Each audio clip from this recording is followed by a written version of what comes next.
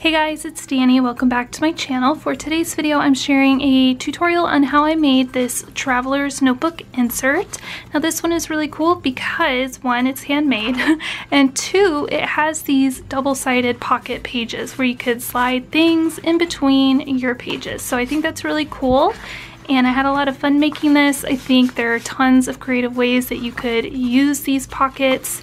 I've even created some double smaller pockets. So if you guys want to see how I made this pocket page Traveler's Notebook, I'm calling it a pocket page because the pages are like pockets. But if you want to see how I made this, just keep watching. So to get started on our notebook, you need to pick out 6 pieces of paper. Mine are 12 by 12, but I am going to trim them down so that they are 9 inches by 8.5. So I'm going to go ahead and do that off camera, but these are the 6 papers that I've chosen. So I will be right back. Okay, so now that all of my papers are 8.5 by 9, they are 9 inches across by 8.5 inches down. And I did this because once you fold them in half, they will be just a little bit bigger than the standard size Traveler's Notebook insert, which is good because I will be trimming them down. Because when you fold a lot of pieces of paper together, they get kind of weird along this side. So I always like to trim them down, so that's why I cut mine a little bit bigger than I need. So we have all of these, which are really pretty. I think these will go really nicely and make a fun little album. So at this point, what I like to do is grab a scoring board. If you don't have a scoring board, that's okay. You can just fold your papers in half, but I prefer to use a scoring board when possible. And at this point, we're going to go ahead and score all of these in half. So with the 9-inch side along the top, we're going to score at 4.5, like so. And repeat that for all of the papers.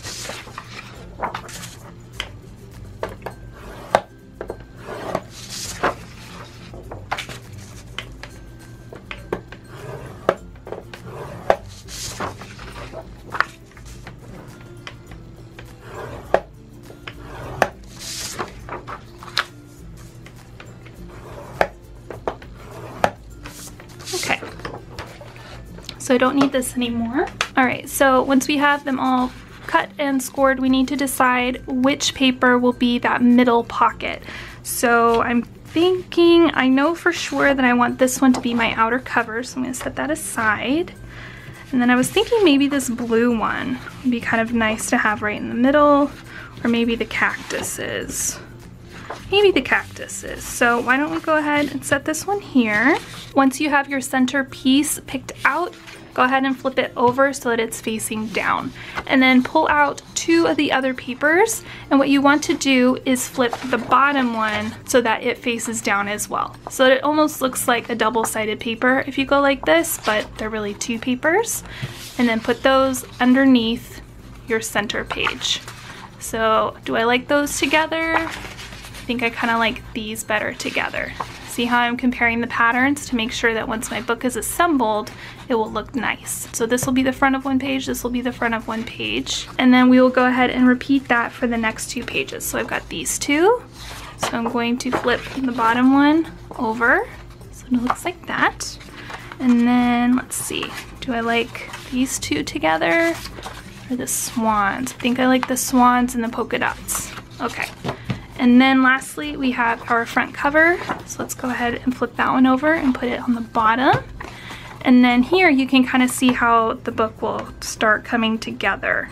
So this will be the front cover. This will be the first page, the second page, and then there will be a pocket in here. This one will be the next page, and the next, and there will be a pocket in here. This cactus paper will be just like one pocket with a page on either side. This will become a page with a pattern on either side and a pocket in the middle, and then same for the end. So it'll be like that with a pocket in here. So I hope that makes sense. If you need to rewatch this part again, feel free. I tried to explain it the best I could, but sometimes I struggle. Okay, so I'm going to go ahead and flip my book over to the front and use some little clips to hold it, all the pages in place. And then here you can see my score line. So at this point I need my stapler. Now I have a long Reach stapler. This thing is amazing if you make a lot of inserts for your traveler's notebook, or you want to start making pamphlets or something, I don't know.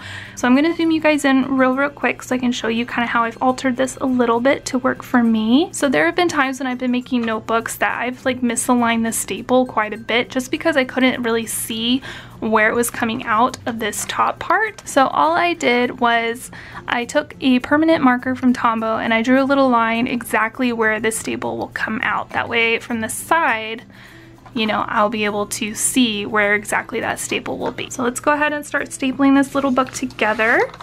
What's also really cool about this stapler in particular is that it has this little gauge. So once I line up this score line with this little mark I made, I can use this guide thing to make sure that my notebook isn't like all crooked and stuff. So it's really helpful, and I highly recommend a long reach stapler if you are at all into traveler's notebooks.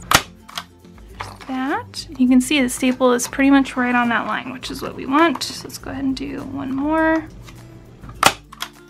I like to staple down a bit from the top edge because I know I'm probably going to be trimming a little bit. Alright, one more staple. You could probably get away with 2 if you really wanted to, but I like to do 3. Like that. And then you can see that those staples are pretty well aligned. I mean, that's pretty good. So take these little dudes off, and then your notebook is ready to be folded. This.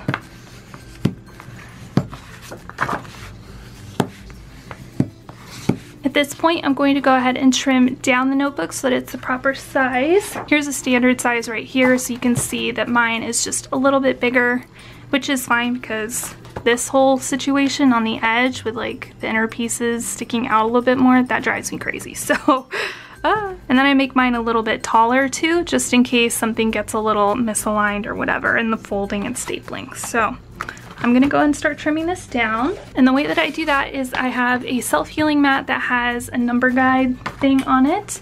And then I have a metal ruler and a rotary cutter that I use just for paper. So I really like using a mat like this because it lets me line up this side as well as the bottom, which is nice to make sure that all my stuff will be nice and straight. So a standard traveler's notebook insert, which is what this will be, is 1, 2, 3, 4 1/4 inches wide. So I'm going to go ahead and line up my ruler with these little 1/4 inch dots right here on either side. So down here at the bottom and at the top, I'm going to pop out my blade, and I'm going to do this part sped up because it takes a little bit of effort, and I'm sorry if the camera gets a little bit jiggly at this part. It does take a little bit of muscle, so I'll be right back.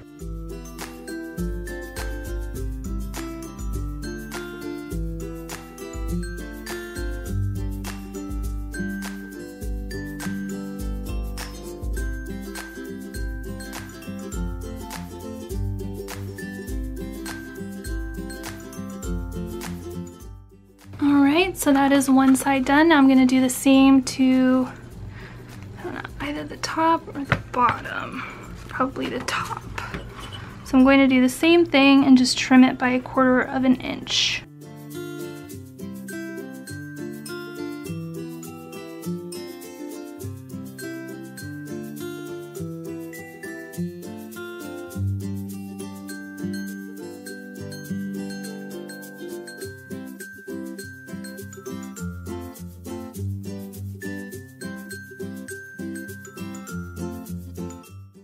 Now that the basic traveler's notebook is all set up and ready to go, let's go ahead and turn these pages into pockets. So it's really easy to do. You just need to grab your favorite heavy duty adhesive. Mine is the Tombow Extreme adhesive. It is an adhesive runner, so there's no drying time, which makes me love it even more. Alright, and then what you want to do is flip open your book to 2 of the white pages, okay? And you want to apply some adhesive up here along the top, and again down at the bottom,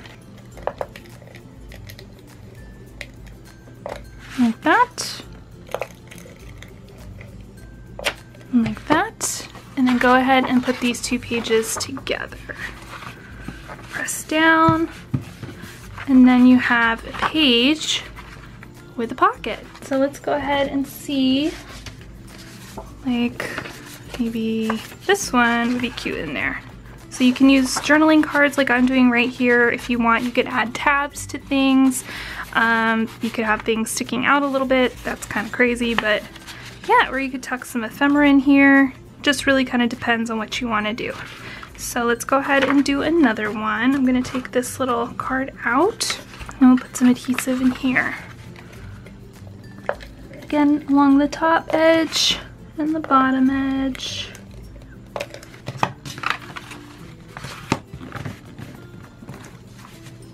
Okay, then there's the second little page. So there's another pocket in there. For this middle one, I'm gonna do something a little bit different. I'm going to put adhesive along the top and the bottom.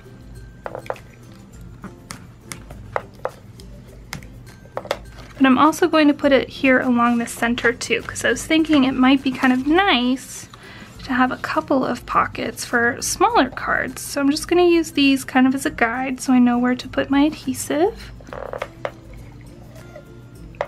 Right there.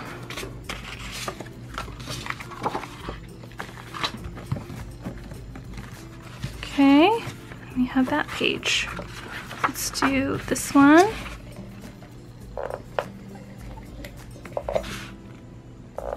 If you already have a traveler's notebook, like a pre-made one, you could easily do this in one that's already made. But I thought it'd be fun to show you guys how to create like double kind of patterned papers with pockets. So this is the last one, so we'll go ahead and do the edges again.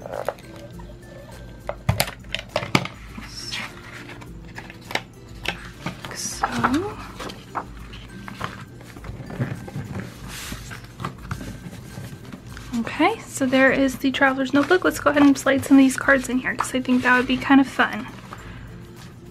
So you open it.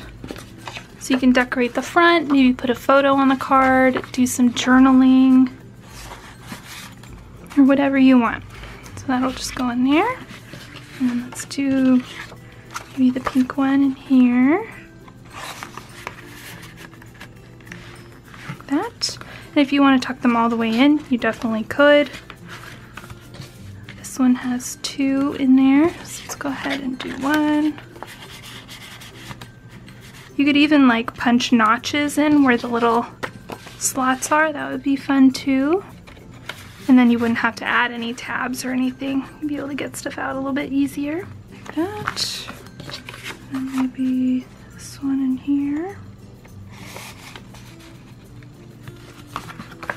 And then one more.